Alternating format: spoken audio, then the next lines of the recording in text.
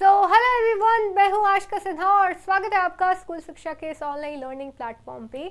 तो आज हम लोग बात करने वाले हैं जेएनवी क्लास 11th के सोशल साइंस के डिटेल्ड सिलेबस और स्ट्रैटेजी के ऊपर कि अभी हमारे पास इतने कम दिन बचे हैं। 7 फरवरी को हमारे यहाँ एग्जाम होने वाला है, तो इसके सिलेबस में क्या क्या पूछा जाता है, कहाँ कहाँ से क्वेश्चन आते हैं और साथ साथ इतने कम दिनों में कैसे इस चीज़ को पढ़ सकते हैं, समझ सकते हैं। तो आइए बात करते हैं इसके ऊपर। ये आप देख सकते हो ऑफिशियल प्रोस्पेक्टस जो है वो जेएनवी क्लास 11th का जो इस साल का दिया गया है वो यहाँ पे ओपन है। तो यहाँ पे जो सिलेबस दिया गया है पढ़ सकते हैं आप इसको। तो जो भी आपका सिलेबस है, मैं ऐसे अगर आपको ओवरव्यू दूँ तो प्योरली एनसीईआरटी के ऊपर बेस्ड है। आपके सिर्फ और सिर्फ एनसीईआरटी से क्वेश्चन आते हैं, उससे बाहर आपका क्वेश्चन नहीं पूछा जाता। तो पहले जो है अलग अलग जगह से क्वेश्चन आते थे, लेकिन अब आप देखते हो सिर्फ और सिर्फ एनसीईआरटी। जब से न्यू एजुकेशन पॉलिसी आई है एनसीईआरटी से ही सवाल बनते हैं। तो आप देख भी सकते हो, यहाँ पे बोलने की जरूरत भी नहीं है। जो आपका हिस्ट्री के बुक है India and the contemporary world, NCERT है ना, तो वहाँ पे आपके rise of nationalism in Europe, history में नेशनलिज्म इन इंडिया, उसके जो भी सब टॉपिक्स है वो भी दिया है।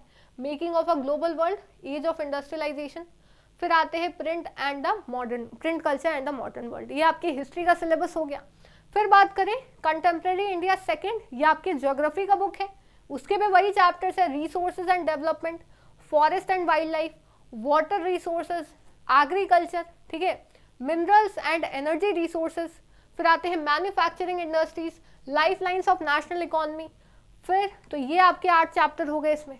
फिर बात करें हमारे डेमोक्रेटिक पॉलिटिक्स, जो आपके सिविक्स या फिर पॉलिटिकल साइंस का जो बुक है वो है power sharing, federalism, gender, religion and caste, political parties, ठीक है, और आउटकम्स ऑफ डेमोक्रेसी। तो ये हमें यहाँ पे देखने को मिलता है।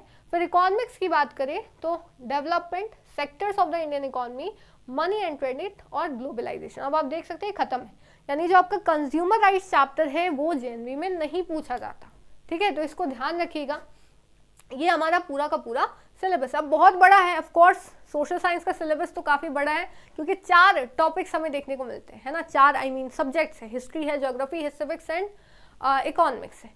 तो अब इसको पढ़े कैसे? तो पहली बात तो ये बाबू, एनसीईआरटी जो है आप अपने क्लास 10th में ही पढ़ते आ रहोगे, है ना। तो आप पढ़ रहे हो उसको, तो वो जो आपने पढ़ी है चीज़ें वो आपके लिए इंपॉर्टेंट हो गई। और साथ साथ मोस्ट इंपॉर्टेंट टॉपिक्स की अगर बात करते हैं तो आप यहाँ इसको देख सकते हो, ठीक है। ये आप देख सकते हो सोशल साइंस का है। हिस्ट्री में ये 3 चैप्टर से काफी ज्यादा क्वेश्चन आता है, जो कि nationalism in Europe, nationalism in India और making of global world. Print culture वाला चैप्टर भी आप ऐड कर सकते हो। पॉलिटिक्स में पावर शेयरिंग और फेडरलिज्म, और यहाँ एक पॉलिटिकल पार्टीज वाला जो चैप्टर है वो भी ऐड कर लेना। फिर आते हैं ज्योग्राफी में resources and development, water resources, minerals and energy resources, manufacturing industries, और टाइम बचे तो एग्रीकल्चर वाला चैप्टर भी और अच्छे से पढ़ लेना। और इकोनॉमिक्स एंड डेवलपमेंट के साथ साथ मनी वाला जो चैप्टर है वो आप यहाँ पढ़ सकते हो। तो इतने कम समय में आप क्या करो, डिवाइड कर दो डेज, कि एक दिन हिस्ट्री पढ़ लेनी है, एक दिन इकोनॉमिक्स, क्योंकि वो आपको रिवाइज करने, बस एमसीक्यूज जो मोस्ट इंपॉर्टेंट एमसीक्यूज है अब आपको वही करने, क्योंकि आपके एग्जाम में बहुत कम दिन बचे हैं, ठीक है। तो इसको ध्यान रखिएगा। तो एक दिन में आप एक चैप्टर ही पढ़ोगे तो आप जो इतना 15-16 दिन आपके एग्जाम में बचे हुए हैं उसमें आप कवर कर लोगे, ठीक है।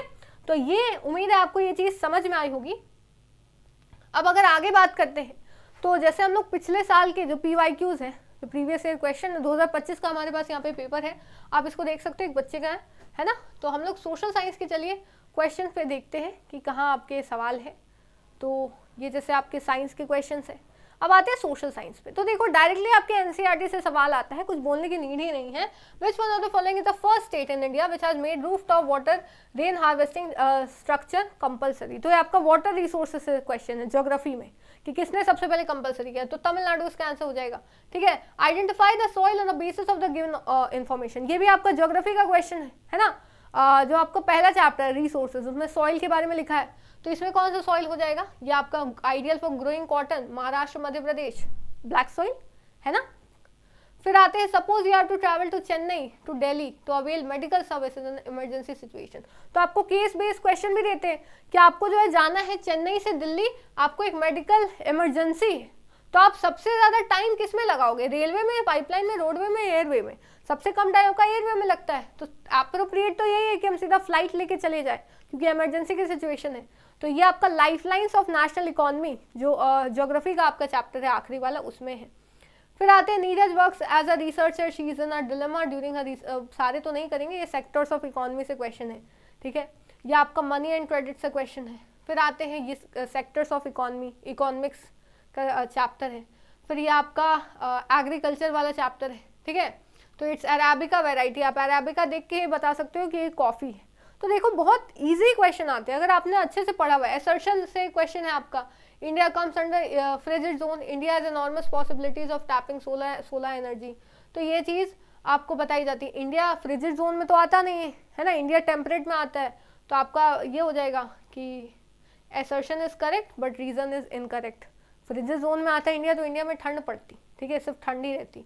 फिर 1991 में क्या ट्रेड रूल्स लाया गया था, आपके स्टेट्समैन दिए हुए, तो ये आपका ग्लोबलाइजेशन से क्वेश्चन है, ठीक है। फिर ये आपका स्टैट्स है, तो वो भी उसी से है, ठीक है। डेवलपमेंट से क्वेश्चन है, life expectancy HDI rank India की, उसके बारे में बताया गया है। फिर आपका which among the following countries has a multi party system, ये आपका पॉलिटिकल पार्टीज से क्वेश्चन है ना, कौन सा मल्टी पार्टी इंडिया है। या आउटकम ऑफ डेमोक्रेसी से डायरेक्ट क्वेश्चन है आपका सिविक्स का। फिर आते ही आपका पावर शेयरिंग से क्वेश्चन है ना, आप पॉज करके देख सकते हो।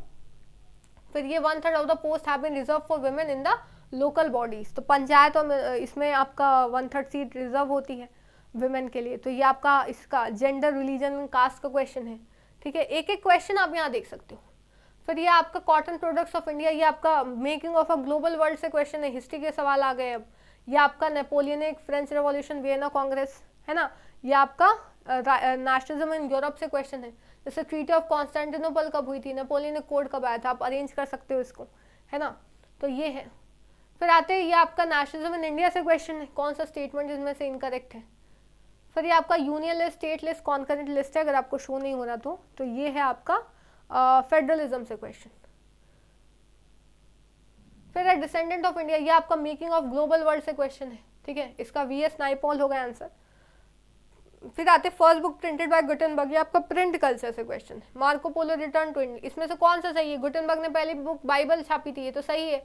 मार्को पोलो इटली से रिटर्न हुए 1295 में, ये भी सही है। Oldest book Nagasaki the disaster, नहीं, जापान की ओल्डेस्ट बुक है कौन सी, कमेंट सेक्शन में बताइएगा, ऐसे मैं बता देती हूँ, डायमंड सूत्र, ठीक है। तो ये हमारे पूरे क्या हो गए सोशल साइंस के, मैंने आपको 20 के 20 बता दी कि कौन से चैप्टर से आप एक एक जाके मिला सकते हो। तो आई होप आपको चीज़ें समझ में आई होंगी। तो इसी के साथ हमने सारे सिलेबस समझ लिए हैं, तो अब उम्मीद है आप जो है अपनी तैयारी शुरू कर दीजिए, क्योंकि कुछ भी मुश्किल नहीं है। अगर आपने 10th में अच्छे से पढ़ाई की है तो आप ये एग्ज़ाम अच्छे से क्रैक कर सकते हो। तो कमेंट सेक्शन में बताइए किन किन को और कुछ डाउट हो एग्जाम से रिलेटेड, या कोई वीडियो चाहिए तो आप बता सकते हो, उस पर वीडियो ज़रूर आएंगी। और साथ साथ चैनल को सब्सक्राइब कर लीजिए ताकि आगे आने वाली वीडियो की अपडेट आपको मिलती रहे। तो फिर मिलते हैं नेक्स्ट वीडियो में, तब तक के लिए thank you so much, bye, जय हिंद, जय भारत।